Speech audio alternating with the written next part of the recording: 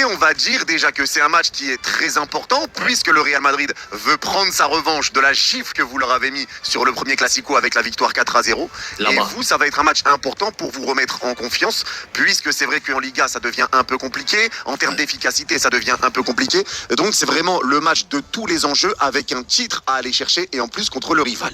C'est ça, en fait, pour moi, c'est un double Classico en un Classico, tu vois, parce que tu peux prendre un trophée, mais tu peux enlever un trophée à l'adversaire aussi, tu vois, parce que dans la rivalité, pour toi, tu le connais avec Marseille, même si, bon, Marseille, ils sont plus trop dans les histoires de trophées et tout, mais tu vois ce que je veux dire, entre le Barça et le Real, à la fin de la saison, à chaque fois, quoi. J'ai dit, on peut tourner la page sur Marseille, t'inquiète. Ouais, on a pas besoin de... Ils sont pas dans la même catégorie, on va dire.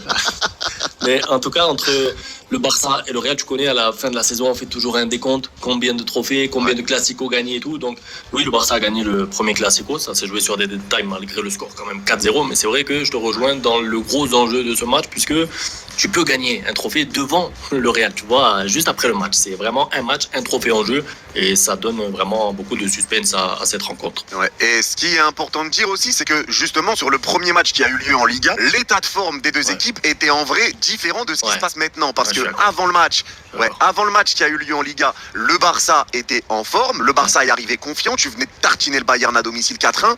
Le Real Madrid était dans une période où c'était un petit peu compliqué dans le jeu, même si ça l'est encore, mais c'était un peu plus prononcé que maintenant. C'était un Real qui avait un petit peu du mal sur le terrain et qui arrivait à gagner, on ne sait pas trop comment.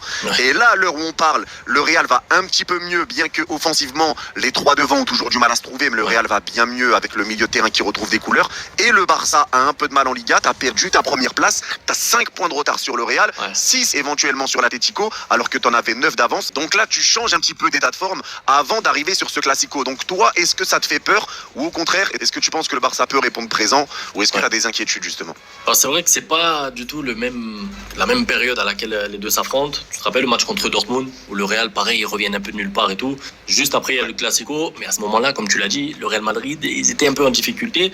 Là, c'est toujours pas un grand Real. Moi, je sais pas toi ce que tu as pensé de leur match contre Mallorca. Pour moi, c'était pas fameux. Mais je suis d'accord avec toi, c'est pas la même chose parce que là, le Barça, en fait, ils sont presque même en position de faiblesse, j'ai envie de dire. Parce que tu sais, t'es 3e de Liga, tu sais pas qui c'est que tu vas jouer en Ligue des Champions. La Coupe du Roi, bon, elle est longue, il va falloir passer des tours.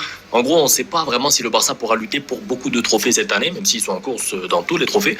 Mais là, t'es vraiment à un match d'un titre, et comme je t'ai dit tout à l'heure, en fait, si jamais tu gagnes pas là, le Real prend déjà un trophée, t'es derrière le Real, t'as déjà de la pression en fait pour la suite, donc c'est un match à triple enjeu même. Comme tu le dis, justement, pour l'instant, le Barça commence avec 2 matchs de victoire, la victoire en Supercoupe et la victoire en Coupe du Roi. Pareil pour le Real Madrid, il commence avec 2 victoires. Donc les deux équipes reprennent un petit peu confiance, même si on le sait, le Barça a toujours cette recette pour venir titiller le Real Madrid. Mais le Real Madrid, attention, dans ce genre de finale, ils l'ont déjà gagné l'année dernière. C'était déjà une finale contre le Barça. Celle d'avant, c'est le Barça qui le gagne. Et tu as un trophée de plus en Supercoupe d'Espagne que le Real. Je crois que tu es à 13, ils sont à 12, si je dis pas de bêtises. Donc le Barça est devant, donc le Real peut venir égaliser, mais le Real a déjà 2 trophées cette saison, frérot. Ils ont pris la coupe qu'ils ont inventée, là, la coupe intercontinentale, elle est sortie je sais pas d'où, et ils ont pris la super coupe. Bon, c'est vrai que c'est 2 trophées. Parmi ces 2 trophées-là, bon, il y a, pour moi, c'est pas pour faire le rageux, mais il y a aucun trophée majeur, tu vois, c'est pas un trophée où j'ai mal au crâne pendant 2-3 jours, tu vois, comme quand ils gagnent la Ligue des Champions et tout.